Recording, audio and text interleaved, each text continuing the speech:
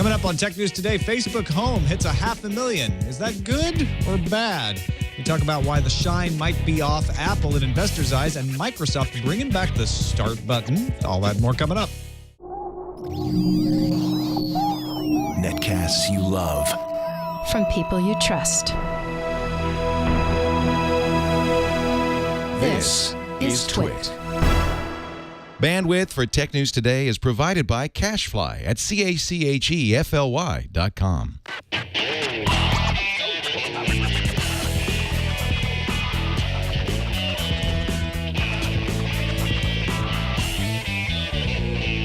This is Tech News Today for Monday, April 22nd, 2013. Tech News Today is brought to you by Ring Central. We do everything in the cloud. That's why we love our cloud-based phone system by Ring Central. Zero startup costs, and Ring Central is $20 a month per user. Try it now with a 30-day risk-free trial. Buy one desk phone, get a second phone free, up to 20 phones. Call 800-543-9980 or visit ringcentral.com and use our promo code TWIT.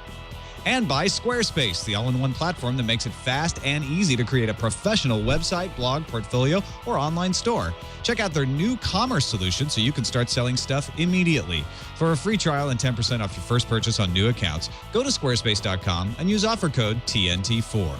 And by 99 Designs, the world's largest online graphic design marketplace. 99 Designs connects businesses seeking quality, affordable designs with a community of 200,000 graphic designers. Visit 99designs.com/TNT to receive a free design consultation. That's 99designs.com/TNT. Welcome to Tech News Today. I'm Tom Merritt. I'm Sarah Lane. I'm Ayaz Akhtar. And I'm Jason Howell. And a big thanks to Zach Holder for that intro today on the video version. This is the show where we try to keep you up to date on the top stories in the tech world, starting each time with the top 10 of the day in the news feeds. Germany fined Google 145,000 euros for collecting Wi-Fi data with its Google Street View cars from 2008 until 2010.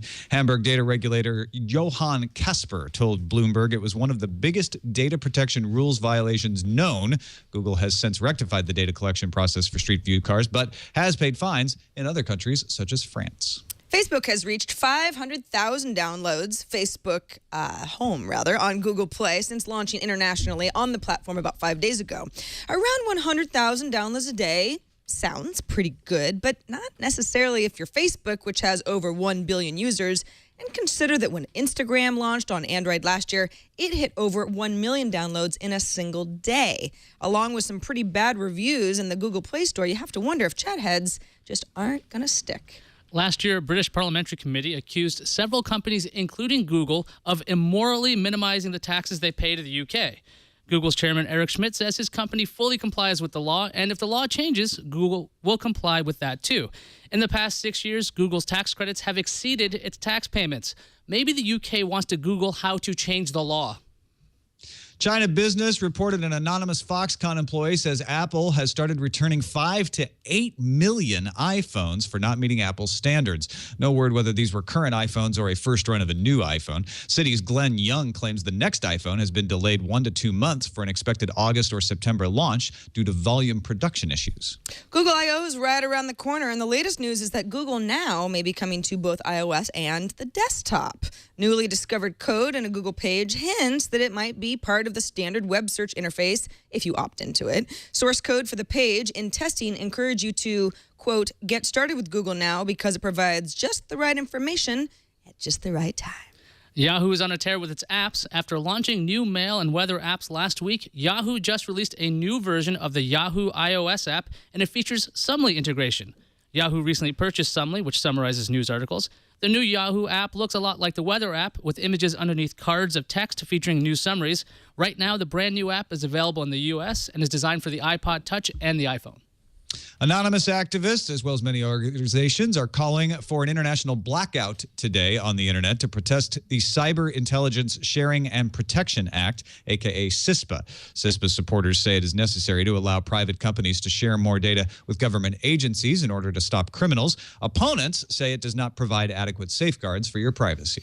Japanese authorities are asking ISPs to block the use of Tor in order to more effectively combat cybercrime. According to the Mainichi, the National Police Agency, or NPA, is planning to ask ISPs to block customers if they're found to have abused Tor online. Since Tor anonymizes traffic, that can be messy, though. Last year, a hacker named Demon Killer was posting death threats on public message boards. The police arrested 4 people whose IP addresses had been used, even managed to get a confession, but then had to apologize when the hacker kept posting messages while those suspects were still in custody. Tax-free online shopping in the U.S. may end soon. The United States Senate plans to vote today on a bill allowing states the authority to collect sales tax on all internet purchases. The Marketplace Fairness Act changes the current practice of requiring a business to have a physical presence in the state before taxes are collected. The legislation would also attempt to simplify state tax laws and move them towards uniformity. The European Commission says it sent out objections to a number of chip companies for price fixing. Objection! The EC says that several companies formed a cartel to control prices for chips you'd find in bank cards and SIM cards. The Commission did not name which companies it is investigating, but chip maker Infineon confirmed with Reuters that it received a statement of objections from the EC. The world's largest maker of smart cards, Gemalto, said it was not being investigated. This episode of Tech News Today brought to you by Ring Central. Those are our desk phones right here at Twit. And when we built this studio that they do Twit out of, they chose to do as much as they could through the cloud. Store documents, hold meetings, all that good stuff. And we didn't want to have to put in one of those big chunky things called a PBX system that most people have to put in if they want to run multiple lines in a business system with conference calling and all that. Well, Russell, our IT guy, said, don't do that. Get a cloud-based phone system. It was a no-brainer. We love Ring Central. 0 startup costs, no PBX hardware to install or maintain, and Ring Central allows you to easily customize all your call handling. We can get voicemail in our email, get fax messages with those people who insist on sending fax messages. Go straight to your smartphone. And now they have a new feature. It's the Ring Central app for Salesforce.com. You can integrate all your phone calls with your CRM system seamlessly, create new records for contacts and leads, and create real-time call notes while you're on the call. Really takes your CRM to a more productive level, and it's easy to use. Ring Central offers all-inclusive pricing as low as $20 a month per user, and you can start right now with a risk-free trial for 30 days. And they have a special offer for our listeners. When you buy one desk phone, you, because you're listening to this show, get a second phone free, up to 20 phones. So call this number designated for our listeners, 800-543-9980. That's 800-543-9980. Once again, because one of you was talking. 800-543-9980. Or you can also go to ringcentral.com and use the promo code TWIT. That's ringcentral.com, promo code TWIT. And we thank Ring Central for their continuing support of Tech News Today. Joining us now to discuss some of the stories in the news, very happy to have Rob Greenlee, co-host of The New Media Show, as well as happening to be content manager for podcasts on Windows Phone at Microsoft. Welcome, Rob. It's great to be here, Tom and team. Yeah, thanks for joining us. It's been great. Now, you're not officially representing Microsoft, but you are an employee, and The New Media Show is a great show. Yes, yeah, it's fairly new. It's only had a couple of episodes now as far as under the official New Media Show name. It actually has been around for many years under the Saturday Morning Tech Show name. So it's something that we're really drilling down and focusing on new media topics and talking about, YouTube and podcasting and the streaming and all the fun stuff that goes along with that, just like what you guys do here every day. Well, cool. It's great to have you along. We're going to start off talking about Facebook Home. You mentioned 500,000 downloads, Sarah Lane. Yeah, 500,000 downloads in just over a week. Facebook Home had launched in the U.S. on the 12th and rolled out internationally around the 16th. And, there have been a lot of comparisons to something like Instagram, right? I mentioned the news views. People were saying, well, Instagram got 1 million downloads in the first day when it came to Android last April. And the Facebook app itself on Android has, between 100 million and 500 million downloads. Google Play doesn't release official numbers, but you get sort of a range. And, I kind of think to myself, well, you can't really compare it to Instagram because Instagram was a wildly popular app for a while, so it was wildly anticipated on Android for a long time. Facebook Home is also a launcher. It's not really a standalone app. It's designed to kind of act in conjunction with the rest of your Android phone, and it's not on all the Android devices. Rob, what do you think? Are these numbers disappointing, or is it kind of an apples and oranges thing if you compare it to a popular app like Instagram? Well, no, I think it's really early for this type of a concept. I mean, from how I look at it, it's just another app on the phone. But I think what Facebook would like it to be is something a whole lot more. They want it to take over your smartphone. But I'm just not sure that people are really thinking about it like that quite yet. And it's such a new idea. I don't know. We'll see. As one of the things that people are pointing to is it's not just that there haven't been that many downloads. It would be nice to know how many uninstalls there have been, if only we could get those numbers. But a lot of the reviews in the Google Play Store are negative. In fact, over 50% of them are negative, and we've got an average rating of 2.2 in the App Store, in the Google Play Store, rather. So, I mean, is that just sort of the beginning of the end? Who's going to download this now? I doubt it's the beginning of the end. It's the first version of this. I think for a lot of people, this is the first time they're getting their hands on a launcher. There's a lot of competition out there when it comes to that. And the thing about Facebook versus Instagram, Facebook Home versus Instagram, there's a bit, like you were saying, big pent-up demand for this application. I don't know if there's a lot of demand for people saying, I don't like the home screen on my device. A lot of power users like to change their launchers. And when I was messing with Facebook Home personally, it was too simple. It was taking away features that I loved about other launchers. So the power users who ran to it go, this is wrong. This is not what I want. I think it's really going to find its home, no pun intended, until it gets on the first and these other devices where it's pre-installed, because people won't change that launcher and go, oh, okay, this is the way I use the phone, instead of it being, how do I change my phone the way it behaves? I think that's the real thing, integrating with the actual hardware. Tom, do you think it's just it's a matter of time before Home is available on more Android phones and we'll see these numbers shoot up? Well, first of all, I have to disagree with IS. I believe that pun was intended, sir. I think we will see it come to more phones, but I also don't think that's what Facebook cares about. And I think that's important when thinking about this number. We've mentioned a lot of reasons why it wouldn't be as big as an Instagram, and the limited number of phones is a big one. But also, Facebook wants to sell these phones with Home on it. Providing it as an app for you to download and play around with it, I think to them is just extra marketing. It's not limiting the universe of people that might use this, but I really do feel that their main focus is going to be on getting the phones that come with this pre-installed into the hands of people. Because remember, there's a couple of functions that are better when they're set up initially for you on the phone rather than downloading it and installing it yourself. So this is actually, I mean, if you look at it that way, to say like, hey, this is kind of just an optional thing we threw out there as an extra, 500,000 is great. We'll see what the sales of the phones that are pre-installed with this are. I think that'll be the real test. Yeah. I wonder if there's any sort of customer kind of perception or kind of customer service perception from the fact that the only place that you can really go to review how people feel about the experience is the Play Store. And there, the numbers are so slanted in the not good at all. Is there any possibility that that affects anybody that might think about getting a Facebook phone? And then they're like, well, wait a minute. All these people hate it, so why would I do it? Well, if they look at the hardware itself, I would think they wouldn't look at the reviews of a software that would be pre-installed. So I don't think it'll affect hardware sales. But I think people will just go, okay, this is separate, because the Play is kind of like, I want to say almost aftermarket, so to speak. This is when you switch up things. But I don't think it's going to affect hardware. Yeah, I think that it will not be this will not be the undoing of Facebook Home. People who are big Facebook fans, who are not big tech enthusiasts, going into the store and not buying this phone will be the undoing of Facebook Phone, if it's going to be undone. Well, we'll have to see.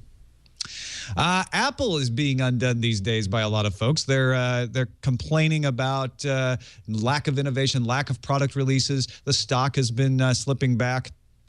There's been widely reported that the iPhone keeps getting delayed, that there was going to be an iPhone. Some people are saying there was going to be an iPad. A Taiwanese source actually told Reuters that one of the problems is they're trying to find a coating for the next iPhone that won't interfere with a alleged fingerprint sensor that would be on it. Of course, we heard about Foxconn employees saying that 5 to 8 million iPhones of some kind were returned. Chip maker Cirrus Logic, here's a fact, not a rumor, warned of a drop in revenue next quarter due to one main customer. 90% of their sales are Apple, so it's pretty likely we know that one main customer is Apple. LG Display Company said it's going to report its smallest profit since it returned to profitability, down 74% quarter on quarter because of declining iPhone display orders. And that could be because of a delay as well. Now, Apple has their earnings on Thursday. That's why everybody's discussing this week. They're expected to report an 8% increase on revenue, which, if that ends up being the case, would be the smallest in years. Sarah, do you think this is just the market correcting itself, that it was overinflated, overhyped when Apple was close to $1,000, and we're getting back to basics, and nothing is really different at Apple? They always put out products when they're ready. Or is Apple really slipping and not innovating as fast as they used to? I think, as we've talked about before, it has to be a really pivotal year for Apple. I mean, Apple can't put out an iPhone that looks exactly like every other iPhone and functions the same way. We've got rumors of a fingerprint sensor and an iWatch, and there's all sorts of stuff that it's like Apple has to do something to put it out front again, to make it cool again. And yeah, I think that the stock price was totally inflated at one point. People say it's the most, it's the biggest company in the world, that sort of thing. That's just, I don't think for a company like Apple that was ever sustainable. I think that, when you hear stories about delays, and Apple has to work with a variety of, chip makers and businesses that can find the proper coding that aren't going to interfere with a fingerprint sensor. It's like you have enough cooks in the kitchen and things are going to get out of whack sometimes. And I don't think that this is a problem unique to Apple. I think that this happens with companies all the time. But we look at Apple and say, oh, Apple, on its grand high horse, all of a sudden feeling like another company where things don't always work smoothly. It's just the way it goes. Hey, Rob, is that what you think might be going on here? Is that we just kind of are we get used to a pattern with a company, and when they deviate from it, we start to freak out? Yeah, I think it's also a factor of high desire on the part of the user community to see this new thing every time Apple comes out with something, and if Apple is kind of focusing on just their business and making proper business decisions, it's not always around being at the cutting edge of what's the coolest device that is possible. I think it's around making smart business decisions, and sometimes that creates an environment where the company doesn't look like they're out in front as far as, and I think that a lot of people had really high expectations, and it's hard to continue that over a long period of time. Yeah, especially when you had these, and they were ridiculously high expectations that were reflected in the stock price. I think you're right. The question is this pause just kind of accentuating that panic, and as soon as we start seeing new products released from Apple, that'll all be forgotten. It'll all evaporate. What do you think, Ayaz? I think one of the things that made Apple's price so high was the fact they were coming out with products that were basically leaders. They were pioneering these smartphones again. They redesigned the way that worked. They came out with a tablet before, and everyone's thinking this is a silly blown up iPod Touch. Who wants this? And they've been received with such success that the fact that they haven't come up with a new product in a long time, and the competition is actually catching up at this point, that's scaring people. I don't think the stock price was overinflated. I think Apple was legitimately doing some crazy stuff in the tech world, but right now they're not doing these moonshot things like Google. That's why Google's stock price is staying so high. They're trying out all kinds of weird little things that you would never expect a tech company to do. And so I don't think Apple needs a monstrous new hit or anything. I don't think they need to necessarily redesign the iPhone. If they just do what they do well and stick to it, and don't go with the throw everything at the wall approach, they'll succeed. But if they go back to the whole old days of we're going to have 50 different versions of our PCs and every little iteration of our devices, it could be a mess. I think Keith512 may have nailed it here in the chat room. He says the fanboy bubble popped. And I don't think it's necessarily referring to the customers. I think the fanboys in the investment community, their bubble popped. And I don't think Apple has really changed the way they do things all that much. They did hit a pattern there for a couple of years, and all of us are thrown off that pattern when they changed it. But Apple has historically said, we will put products out when we think they're ready.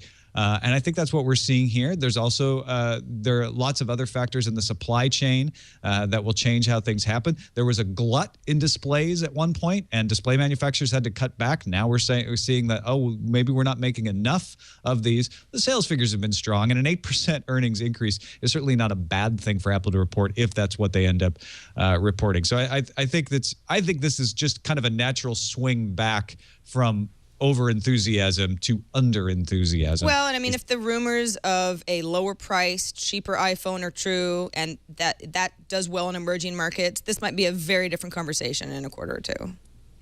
All right, let's talk about Windows 8.1. Now, we mentioned this briefly last week, The Verge reporting that we would probably be getting a way to boot straight to the desktop in the next version of Windows. And IaaS, it looks like they may have a little bit more information about the Start button coming back, too. Yeah, a new report on The Verge by Tom Warren says that Windows 8.1 is kind of bringing back the Start button. Now, what you're going to see in the desktop feature is on the bottom left, you're going to see a Windows flag, but clicking that is going to bring up is going to bring you the Start screen. You're not going to get the old Start menu back. That the flag looks a lot like what you'd see on the Charms bar, and this goes along with that story that Tom was talking about last week, where Microsoft's tweaking Windows 8 so that it has more functionality that seems to have alienated a bunch of people. Tom, if the Start button does come back this way, where you clicking this button brings you to the Start screen, is this the right way to bring it back, or should Microsoft go all the way and go, here's your menu? You know what? I think they should go all the way. Although I think that's what's going to. Everyone's complaining the Start button is gone, right? As soon as the Start button comes back, everyone's going to be complaining that the Start menu is gone, because what they're complaining about is it doesn't work the way it used to, and I want it to work the way it used to. So without giving them the option to bring everything back, I think it is a little silly to put the Start button back down there, and then when it goes to the Metro screen or the Tile screen, everybody's going to complain again. That's what I would expect. Sarah, do you think Microsoft should just stick to its guns? What's the point in bringing back this little flag if it doesn't really do anything? I think the flag replaces a little slice that will bring you back too. So what's the big deal? I have no idea what the big deal is about this. I mean, the whole thing is starting to sound a little silly to me. I mean, this is all because we want to appease people who just don't like the idea that things look different. I understand that, but now it's like, will it or will it not return to Microsoft? Microsoft obviously wanted to strip this out. There's been a bit of a backlash. Now it's like, well, do you reverse what was a design and UI change? Is it too late? Is it enough? Will it save Windows? I think Windows, the issues that people might be having with the newest version of Windows go beyond this. I think it's a strange step back, because I was looking at all the changes that are supposed to come out with Blue. All of these new panels, control panels, are going to be built into that Metro style interface. And yes, I know they call it modern UI, but whatever you want to call it, we still call it Metro. So they're building a lot of these powerful tools into this Start screen, and then they're still giving this option theoretically to boot to the desktop and then bring back this little flag. I don't think it makes any sense for Microsoft when it comes to appeasing people. They're not going to appease people. They didn't seem to have this kind of attitude when it came to that ribbon in Office. They said, look, this is the new version of it. You're just going to have to learn to love it, or we're not going to change it very much. We may flatten it, but we're not going to remove it. I think that the Start button coming back in this way, it's just going to cause more people to get angry, saying, where's the menu? I want the menu. I just don't think it's that big a deal in the first place. I'm just kind of curious, though, how much politics had to do with this as well. Tom, do you think there's anything about Sanofsky leaving making this coming true? What's that? Do you think there's anything about Sanofsky leaving that would allow something like this to come back? Yeah, we talked about that last week. I mean, I think that the idea that things have changed after a major executive has left makes it a fair question to wonder, like, oh, okay, maybe this is some people getting the upper hand again, or maybe it's just good testing in response to the market, saying, hey, we thought this would work, and we see that in actual behavior testing, people are, they're mousing down to that Start charm so much, and we're seeing feedback that they'd like that button back, that we might as well make it available for people. But yeah, whether we're talking about boot to desktop, whether we're talking about the Start menu, it's all a balance of how much do you nudge people down the road to change, and how much do you give them the ability to go back and do things the way they're familiar with. I think that's the tension that you're seeing there. Menu, please, was what I was saying when you asked me the question. That joke is now lost. Sorry. Let's take a quick break and thank our sponsor, Squarespace.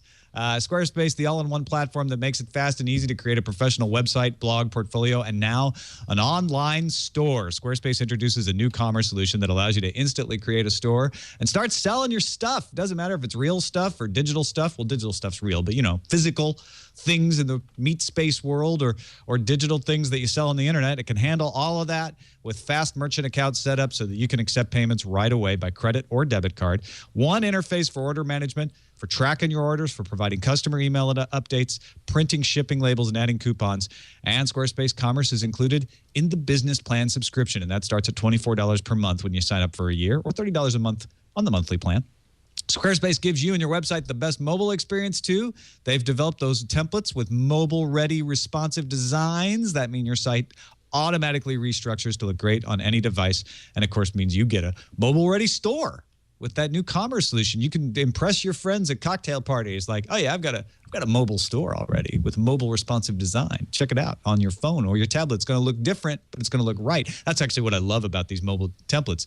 They don't just make a mobile version that's all crippled like some websites do. They make a mobile version that's everything that your regular version is, just adapted so that it works better on that screen size. But you don't have to take my word for it. Go sign up for a Squarespace.com account. It's free. You don't even need to give them a credit card number to try it out. Just start building your website. Then if you decide to purchase it, use offer code TNT4 and get 10% off your first purchase on new accounts. That includes monthly and annual plans. And don't forget about free domain registrations for annual plan customer subscriptions.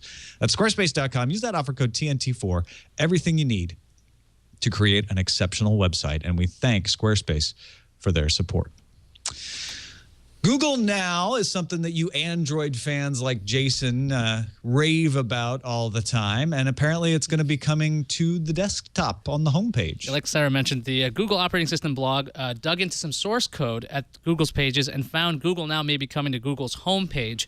In the code, there are mentions of Google Now and the ability to edit your home location or your work location. And the Google operating system blog had a bunch of example images to show you what this kind of thing would look like. They showed off a Chrome extension that offers a Google Now style info, as well as the Google Search app on the Nexus 10. Again, showing you a Google Search on the top with the Google Now cards underneath. Rob, Google Now integration with Google's homepage. Is this a cool feature, or is this just iGoogle 2.0? It definitely feels like iGoogle 2.0. It feels rather retro. It feels like we're going back in time here a little bit. So I don't know. I mean, I think it's probably time to add a little bit more to the Google landing page, but I kind of wonder really how many people go to the main Google search page today anyway. So I guess that may be a way for them to drive people back to their homepage again. Sarah, it seems like the only time I ever hear people going to the Google homepage is to see a Google Doodle of the day. Will this make people go, you know what, I'm going to make this my homepage. When I open up my browser, I'm going to have a homepage again. How very 1997. I'm always surprised that as many people notice the Google Doodle, because I have a lot of friends who will say, the Doodle today is so good. So I'll sometimes be like, if enough people say so, I'm like, okay, I'll go to google.com and see what I'm missing. But otherwise, no, it's not something that I ever use, ever. But Google Now is really, really popular. People love it.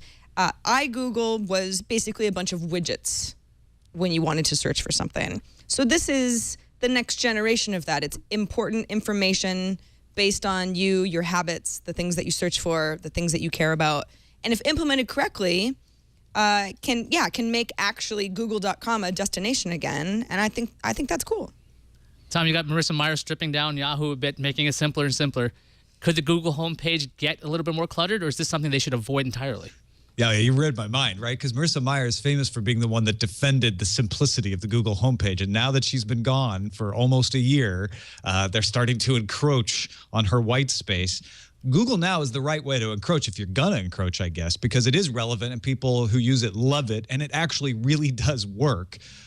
So maybe this is a good thing to put there. On the other hand, you're going to see Yahoo continually removing that iGoogle type of stuff from the Yahoo homepage. My guess is you'll see that get simpler and simpler. So we're going to see the convergence of the Google and Yahoo homepages in complexity to reach some sort of equitable balance. Yeah, I'm looking at the Google homepage right now. There's an animated I don't know what the heck this is, this doodle. And then there's that black bar on the top, and there's my own pictures. I'm signed in, a notification. Back when I was a kid, it was just Google. It was something simple. Now it's getting a little bit more cluttered.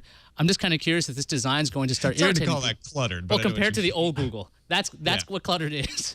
So it's not that big a difference. But I'm really curious if they put in Google Now, are people going to just start going, I don't want to use this service. I don't want to see that Google knows everything I'm doing, because I quite like it personally. But it's something that you could opt out of. So if you've got that option, why not give people more choice? Well, every time we see people opt out of stuff with Facebook, that they run that really well, right? There's never a huge concern about opting out. But I mean, with Google Plus and Google wanting everything to be so connected, I mean, it's not as if I'm surprised by this, right? It's people are already annoyed. Like, wait, hold on a second. If I leave a comment on YouTube, then it's going to link back to my Google Plus account, and there's all sorts of stuff. Google wants it to be this way, but yeah, I mean, if you have an option to turn it off and have a nice big white page, then you're keeping everybody happy, right? I welcome our Google overlords. I'm totally fine with this. Think about the actual timing of this. Is there any ramp up here that they're trying to do around trying to get your personalized content into Google Glass? So there's that in iOS coming up in a couple of weeks. So maybe if they put this all together, Android and Chrome getting closer and closer, now they have the same head. Glass could be a tertiary factor here for sure, but I think Google I/O, an even bigger one if they're going to launch some other aspect of Google Now. That's a good point. All right, let's talk about the comedy festival that Comedy Central, a cable channel here in the United States, is having. Where are they having this comedy festival? Where should I get tickets? On Twitter, Tom. What? In fact, you don't even need tickets. Twickets. Twickets. New term. Inadvertent term. Yes. Happy Monday. Comedy Fest. Actually, hashtag Comedy Fest would be where you could sort of follow along with the comedy festival on Twitter. And I actually chose the story, Tom, just for you because you were so unimpressed with the whole BBC America Twitter teaming up story from last week where you were like, this is basically just marketing. They're gonna show you little clips on Twitter. What's the big deal? But this is kind of interesting. Basically, comedies are going to be posting video snippets of their routines, some roundtable discussions, posting jokes using this Comedy Fest hashtag. As part of the festival, the comedian Steve Agee, is that how you say his last name? He's going to host a Vine dining party, which is basically using the app Vine to tell stories in really short 6-second videos. You've got the cast of HBO sharing the HBO show Veep sharing vines from their set. So it's not as if it's just Comedy Central stuff. It's sort of comedy in general. But what's interesting about Comedy Central, and I think what's pointing to not just, hey, we should work with Twitter because it's a really good way to promote our comedians and our events, is that Comedy Central has a young male audience. I mean, that is their sweet spot of the demographic, and they have been moving to basically keep up with their audience that has moved to a lot of viewing content on the web. Next month, they're going to have a new ad-supported app called CC Stand Up, sort of a place for you to watch, little snippets of comedians and that sort of thing, if that's what you're into. And Steve Grimes, which is Comedy Central's Senior Vice President for Programming and Multi-Platform, says, one of these days, we will be ambivalent about where people watch Comedy Central, which I think is a really smart way to think about it. Right now, it's a little bit clunky. How do you make sure that you're not losing people who are contributing to the traditional, Nielsen ratings and that sort of thing, but account for the people who want to watch your content and are just doing it in different ways. Do Twitter and comedy, does that make sense? Do you think that Comedy Central will benefit from more clips being shared via Twitter? I think so. When you go to the Comedy Central homepage, you try to see clips. They're usually 30 seconds or so. Having these shorter clips and having it on Twitter, if these jokes aren't funny, they're really short. That's usually one of the bigger things about Twitter, what I enjoy and why I would even bother watching Vine videos at all, is that you don't really lose too much time. What happens is you will keep reading and watching these videos, so you can lose hours and hours if the content is good enough. I think it's intelligent that Comedy Central wants to be the face of comedy, as opposed to having these clips show up on YouTube or show up somewhere else. I think it's kind of strange, though, Comedy Central is saying in the future, we don't want to care if they watch it on cable or not, because I think Viacom owns them, and Viacom's got this huge issue with putting things online. Well, yeah, but it's like they've got an issue because they're dragging their feet, but they know, at least some people within the Viacom universe know that that's, you can't really ignore it. Rob, Fred Graver, who's the head of TV over at Twitter, says partnering with Comedy Central and other entities is not about becoming some sort of a TV distribution platform. It's that if you have better relationships with programmers like this, it'll eventually lead to more people joining Twitter. It's where you get content, all sorts of media content. Do you agree that that's a good strategy? Yeah, I think this has been going on for quite a few years now through YouTube, but it's been copyright infringement for all these years. So now that the big media companies are jumping into it and really taking advantage of it now, we'll tap into that same kind of social TV type thing. But I think fundamentally this is really about a social TV marketing strategy and trying to share clips and get people to connect with the Comedy Central brand, and along the way it helps activity around Twitter, and people make those connections. That it's really a win-win for both companies, I think. Yeah, I want to wait and see how good the jokes are on Vine. Yeah, but it seems that's like true. that's a good usage of Vine, is to come up with a little punchline type stuff. And I agree with you, Rob. This is a clever marketing on Comedy Central's point, and it's a good timing for them to cancel Futurama the day that they launch this. So maybe that'll provide some cover for them that they're doing something else fun out there. But Ayaz, to your point, one of these days we will be ambivalent about where people watch Comedy Central is downright heretical for someone who's a Viacom employee to say, but at the same time, inevitable. They had to know that day is coming. And so to hear someone finally saying, yeah, we know that day is coming, reminds me of some of the things HBO executives have been saying about piracy is bad, we're not for it, but we also know that it means people really like our stuff, and we think we can outcompete it by providing better ways to access our stuff through HBO Go, et cetera, et cetera. So this is just what I think we all thought was going to happen eventually, which is elements of the industry start to admit that they get it. Lots of them have got it for a long time, but the conditions are right now that they can actually come forward and say it. Let's finish up with controlling your Samsung Galaxy Note with your brain, shall we? It's not the randomizer. It's so crazy. It could Oh, be a I thought you randomizer, were but it's leading not. to it. Sorry, sounds I like had the the wrong randomizer. page obviously queued up here. But the Samsung Emergency Technology Lab, in collaboration with Rozoba Jafari, an assistant professor of electrical engineering at the University of Texas, Dallas, is working on a mind control interface for mobile phones. Does sound like randomizer type stuff. What happens is you launch an application, you select a contact, you select a song from a playlist, you power up or power down, all by focusing on a shape, the shape of a cursor. It's a cap studded with EEG monitoring electrodes. And if you're thinking those things take 45 minutes to set up, I'm a doctor, I know this because you have to put the liquid and all the stuff. They've got a new one that takes 10 seconds to set up because it's dry. You just put the cap on, kind of adjust it, make sure it's working. And they say that it'll take a while for this to reach the marketplace, but they expect eventually to be able to sell you a cap, the kind of cap that you could just wear all day, that then would allow you to mind control elements of your smartphone. Rob, so we got Google glasses, we got Apple wristbands maybe coming. You got your Samsung cap now. And we're going to be just wearing all of our technology, right? Yeah, I think it's a fashion statement, I think, is what we're looking at here. I think if you think about the combination of Google Glass and this cap, I think it's the next cutting fashion trend, I think. Sarah, what will these devices have to do to make you go out of the house wearing them all? People suggesting it's an app cap in the chat room. It's an app cap. Yeah, something glitter. I don't know. Yeah, I'm thinking of. Hey, look, it's Well, the Molly way Wood. it looks right now, would you wear that?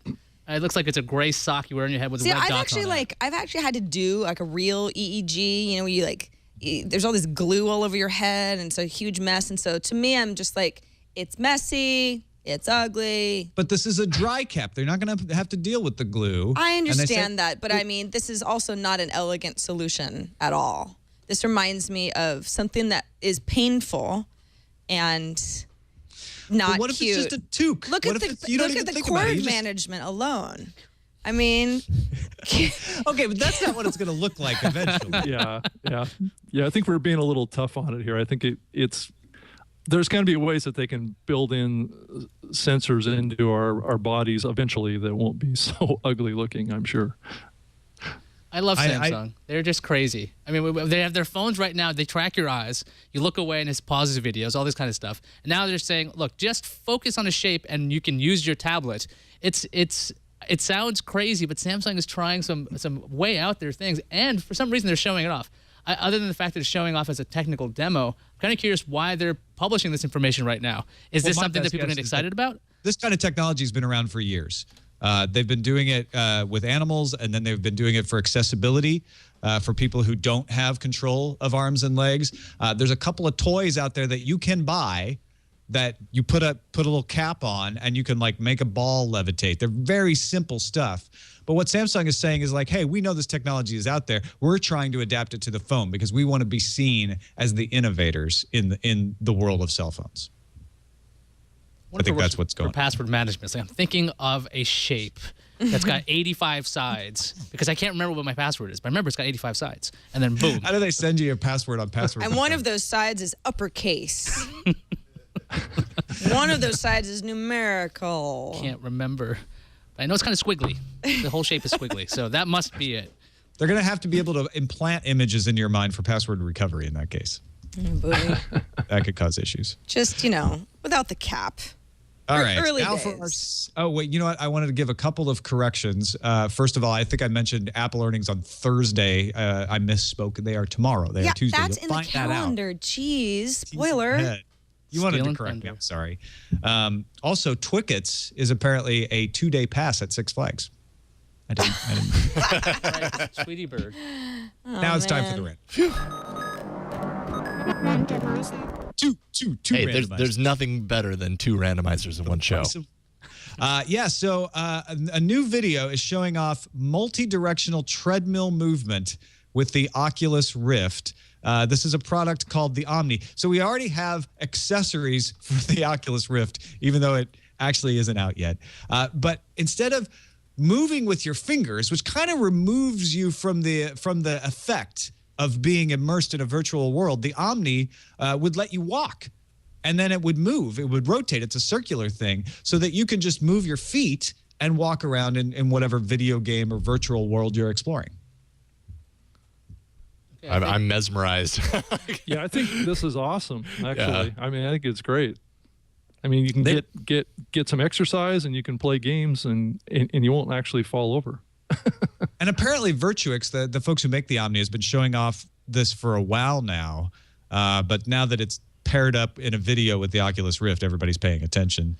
Obviously it changes the gameplay dynamic or mechanics, obviously, but like being able to turn on a dime and go immediately backwards, much more difficult in this world than it is with a little controller in your hand. I want to see it's married to first-person shooter exercise. Come on. Yeah. I want to see it married to Google Street View or something. I want to be able to walk to somewhere before I walk there. That'd be awesome. Look around because this would be good for like treadmills and just running in general if you wanted to do this. Totally. Playing games is one application which I think is fantastic because you don't have to think about which controller button does what. But this could get a lot of people a lot of exercise. I don't think they would get. I want to play track and field. I want to play some Tecmo Bowl. There we go. They're going to do a Kickstarter for it, and they think that they can hopefully get the price point around $1,000 for this. So it's not going to be cheap, but it's price of a laptop, essentially. I want to see full-on tournaments with a room filled with these things. And everybody going to town on the same day. I like your Street View idea. I mean, even if it wasn't the like latest satellite imagery, if you could even be in almost like a cartoonish version of like ancient Rome, right? Yeah. And you're walking through it or something like, I would love that. Yeah, that would be great. Just I don't need the gun or anything. I just want to walk through. You don't want a gun while you're in ancient Rome? No. They'd be like, you're some kind of wizard. That's just stressful. I want to saunter through. Just want to take a jog. Yeah. Just pour yourself a glass of wine before you go to Paris. And anything happened to Sarah on her way to the forum? I want to hold a parasol. Let's take a break and thank our brand new sponsor on Tech News Today. Please welcome 99 Designs. 99 Designs connects the world with great graphic designers to create fast, affordable graphic designs. Here's how it works. You got a design project you need done? Tell 99 Designs what you need. Dozens of designers from their community will submit quality designs created just for you. Give the designers your feedback to help them refine their designs and then select and pay for your favorite. 99 Designs provides more than 210,000 graphic designers worldwide available to work on your project. World-class customer support, 24/7, over the phone, email, and chat. Complimentary design consultations with the San Francisco design team for all your branding needs. And get this, 100% money-back guarantee. You can do logos. Those run from $300 on up. Web design, digital marketing collateral, Facebook pages, print marketing. You need some brochures, some flyers, some menus made. Apparel design, things like T-shirts and hoodies, mobile app design, and more. You can start right now for as low as $199 for your own custom graphic design. Visit 99designs.com/TNT. That's 2 numbers 9, 99designs.com/TNT. And get a $99 power pack of services for free. For free. You don't have to pay the $99. Power Pack gives you more designer time and attention, and 99 Designs will bold, highlight, and feature your design project in 99 Designs Marketplace, so you'll get nearly twice as many designs submitted. You can also call 800-513-1678, designated for our Twit listeners. That's 800-513-1678. Again, 800-513-1678. Visit 99designs.com/TNT today. And we thank 99 Designs for their support of Tech News Today. Besides what I already talked about, what else is on the calendar today, Sarah? Well, besides Apple earnings, AT&T is also announcing earnings tomorrow. Plus, we got a couple of concerts. Not concerts, conferences. I am just making up stuff today. Fast Company's Innovation Uncensored starts tomorrow in New York. It runs through Wednesday the 24th. Also next in Berlin. It's a conference, obviously, in Germany, starting tomorrow too, running through the 24th. Nokia is teasing a QWERTY phone announcement on April 24th, so that's just 2 days from now on Wednesday. And the Samsung Galaxy S4 is launching in India on Friday, April 26th. Also, Money 2004 is a doctor's appointment. Don't forget that, Money 2004. Let's see what's incoming. Incoming message. We got a message from Rich in lovely Cleveland. Tom and Posse, I think people are overthinking the whole Evernote getting into hardware thing. When I think of Evernote, I think of a flat application that a user can use to build on for something as mundane as shopping lists to researching and writing a novel. I've often mused how easily it could be used to replace the current clunky database front end used in my place of employment. I'd like to see Evernote put out something similar on the hardware end, kind of a combination between a Wemo, Twine, and a Raspberry Pi, a super open, consumer-accessible hardware platform that is what you make of it. I don't know what the use case would necessarily be, but that's what makes sense to me coming from Evernote. And Rich is talking about that story about the Evernote CEO talking about jetpack time machines as their entry into hardware, actually in 2015. This is an interesting idea of open source, an open platform. I just don't know if Evernote's going to do that. Could be, though. That's cool. Got another email from Derek Chen. Hey, Derek, who says, I have no information on what the BBC America Twitter deal actually entails, but I am reminded of a special promotional content piece BBC America ran with an episode of Doctor Who last year. It was sponsored by AT&T, but was essentially extra Doctor Who content running during a standard commercial pod as the show aired. Perhaps they're testing new ways to monetize similar programs across other platforms. And then he links us to an Ad Age story that explained the deal back in the day. Cool. Good stuff. Thank you, Derek. And thank you, Rob Greenlee. Thank you for joining us, sharing your insights with us, and let folks know about the New Media Show. Well, the New Media Show's on Saturday mornings at 9 o'clock in the morning. That's Pacific Standard Time. And we talk about new media topics, video streaming. If you're a content provider, come join us and learn the latest news and hardware and all that kind of stuff that we talk about on the show every week. We have great guests on the show that can give some insight into ways to build your own content provider network or just do a YouTube video. So it's some great tips there. So Saturday morning, 9 a.m. Pacific, 12 Eastern. What's the URL? It's actually newmediashow.com. Excellent. Check it out. Thanks again, Rob. All right. Thank you, guys.